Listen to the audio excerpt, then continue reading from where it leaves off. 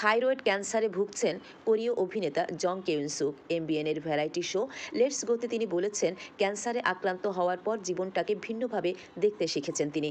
2023 সালের অক্টোবরে তার ক্যান্সার শনাক্ত হয়েছিল। সে বছরই মে মাসে তার একটি অস্ত্রোপচার হয়েছে। সাক্ষাৎকারে ক্যান্সার আক্রান্ত হওয়ার পর জীবনের নানা চড়াই উতরাই তুলে এনেছেন এই তারকা অভিনেতা। তিনি বলেন, ক্যান্সারের সঙ্গে লড়াই শুরুর পর থেকে নিজের প্রতি ভালোবাসা বেড়েছে। আমার যন্ত্রণা আমাকে আরও শক্তিশালী করেছে। কোরিয়া ইউনিভার্সিটির এক প্রতিবেদনে জানা গেছে, থাইরয়েড ক্যান্সার প্রাথমিক পর্যায়ে ধরা পড়লে 5 বছরের মধ্যে সেরে ওঠার সম্ভাবনা রয়েছে। জং কেউন-সুক বলেন, তারা বলেছেন থাইরয়েড ক্যান্সার ভালো ক্যান্সার, কিন্তু ক্যান্সার শব্দটার মধ্যেই ভয় লুকিয়ে রয়েছে, ফলে বিষয়টা মেনে নিতে সময় লেগেছে। ক্যান্সার শনাক্তের পর প্রায় 1 সপ্তাহেও পরিবারকে বিষয়টি জানাননি জং কেউন-সুক। গত বছরের আগস্টে ক্যান্সারে আক্রান্তের কথা প্রকাশ করেছেন 37 বছর বয়সী এই অভিনেতা।